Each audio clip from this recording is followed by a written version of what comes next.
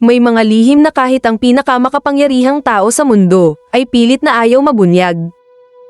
Isang pangalan, isang isla, isang set ng dokumentong sinasabing kayang gumiba ng reputasyon ng mga bilyonaryo, politiko, at global elites. Sa video na ito, aalamin natin kung sino talaga si Jeffrey Epstein, ano ang tinatawag na Epstein Files, at bakit nadamay pa ang pangalan ni Donald Trump kahit wala siyang kasong kriminal kaugnay nito. At sa dulo ng kwentong ito, may isang tanong na hindi basta masasagot. Talaga bang nalaman na natin ang buong katotohanan? Sino si Jeffrey Epstein bago ang lahat? Bago siya naging pinaka-kontrobersyal na pangalan sa modernong kasaysayan. Si Jeffrey Epstein ay halos walang nakakakilala. Hindi siya artista, hindi rin siya politiko, wala rin siyang kilalang produkto o kumpanya na pinagmulan ng yaman niya. Pero bigla na lang, bilyonaryo na siya. Ang tanong, paano? Ipinanganak si Jeffrey Epstein noong 1953 sa Brooklyn, New York. Isang simpleng pamilya, walang koneksyon sa elite, walang generational wealth. Nag-aral siya ng math at physics. Matalino, oo, pero hindi rin naman siya top scientist o world-famous academic. At dito nagsisimula ang unang misteryo. Paano ang isang ordinaryong lalaki, na hindi nagtapos ng Ivy League finance degree, ay biglang naging private financier ng pinakamayayamang tao sa mundo? Ang biglaang pag-angat, noong 1970s, naging teacher si Epstein sa isang prestigious private school. Doon niya nakilala ang mga anak ng mayayaman. At mas mahalaga, nakilala niya ang mga magulang nila. Dahan-dahan, pumasok siya sa mundo ng finance. Walang malinaw na record kung sino ang unang nagtiwala sa kanya ng malaking pera. Walang malinaw na dokumento kung paano siya kumita ng milyon-milyon. Pero isang bagay ang sigurado, marunong siyang makihalubilo sa may kapangyarihan. At doon niya binuo ang network niya. Mga banker, mga politiko, mga celebrity, mga royalty, habang ang iba ay nagsisimula sa ibaba.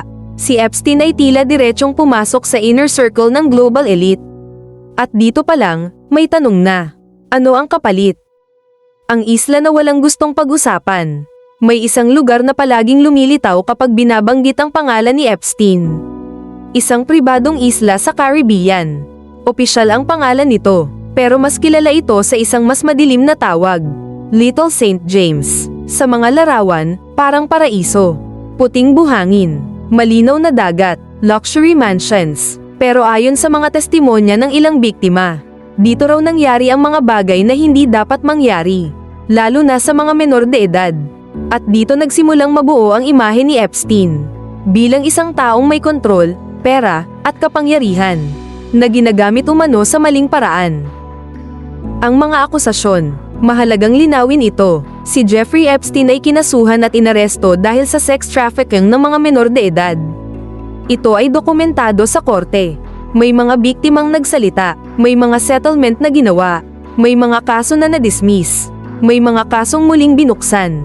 Hindi ito chismis, ito ay usaping legal, ngunit ang mas naging kontrobersyal ay hindi lang ang ginawa niya, kundi kung sino ang posibleng kasama niya.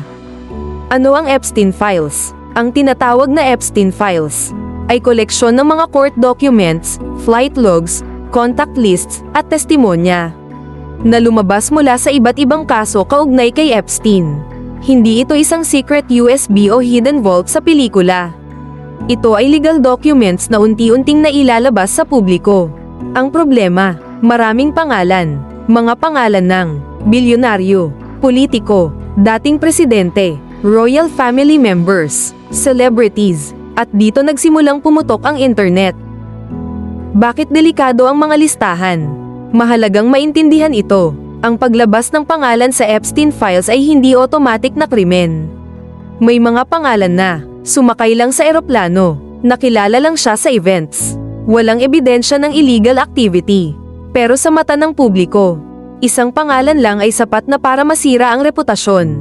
At dito nagiging komplikado ang usapan. Hindi lahat ng nasa listahan ay guilty. Pero hindi rin ibig sabihin na walang dapat imbestigahan. Bakit nadamay si Donald Trump? Isa sa mga pinakabinabanggit na pangalan sa usapang ito ay si Donald Trump.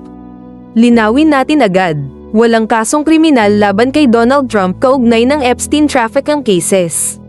Pero may dahilan kung bakit paulit-ulit siyang nababanggit. Noong 1990s, nakunan sila ng larawan sa ilang social events sa New York at Florida.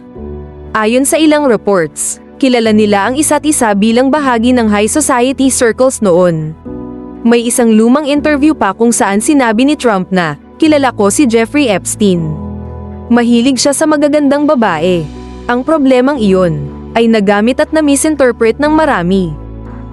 Ang mahalagang detalye na madalas makalimutan. May isang bagay na bihirang binabanggit. Noong 2004, ayon sa public records, nagkaroon ng fallout sina Trump at Epstein. At noong 2008, nang unang na-convict si Epstein, hindi si Trump ang nagbigay sa kanya ng special deal. Iyon ay nagmula sa ibang legal arrangements. May mga biktima ring nagsabing, hindi nila nakita si Trump sa mga lugar kung saan sila inabuso. Ibig sabihin ba nito ay malinis ang lahat? Hindi natin pwedeng sabihin. Pero ibig sabihin nito ay kailangan ng katotohanan, hindi haka-haka. Ang kamatayan ni Epstein. Noong 2019, habang naghihintay ng paglilitis, natagpo ang patay si Jeffrey Epstein sa kanyang kulungan. Opisyal na dahilan, suicide. Pero simula pa lang, maraming hindi naniwala. Kamera na hindi gumana, gwardyang nakatulog, isang lalaking may dalang napakaraming lihim. Biglang nawala, at sa pagkamatay niya, maraming tanong ang namatay kasama niya. Bakit hanggang ngayon, hindi pa rin tapos? Hanggang ngayon, patuloy na nailalabas ang mga dokumento. Patuloy ang debate. Sino ang dapat managot? Sino ang nadamay lang? Sino ang protektado ng kapangyarihan? At dito pumapasok ang mas malalim na issue. Hindi lang ito kwento ng isang kriminal. Ito ay kwento ng sistema. Isang sistemang kayang patahimikin ang biktima, protektahan ang makapangyarihan, ilibing ang katotohanan sa papel. Ang aral sa likod ng lahat. Ang kaso ni Jeffrey Epstein ay paalala na, ang pera ay hindi lang bumibili ng ari-arian. Binibili rin nito ang katahimikan. Binibili nito ang oras. At minsan, binibili nito ang kawalan ng hustisya. Pero kahit gaano kalakas ang kapangyarihan, may mga kwentong pilit na lumalabas. At kapag lumabas ang katotohanan, hindi na ito kayang ibalik sa dilim. Ang tanong ngayon ay hindi lang, sino ang sangkot? Ang mas mahalagang tanong ay, handa ba tayong tanggapin ang katotohanan, kahit masakit? Kung gusto mo ng mga kwentong hindi lang basta balita, kundi may lalim, konteksto, at aral, mag-subscribe ka sa channel na ito, e-like ang video kung may natutunan ka. At e-comment mo, sa tingin mo ba, buong katotohanan na ang nalalaman natin?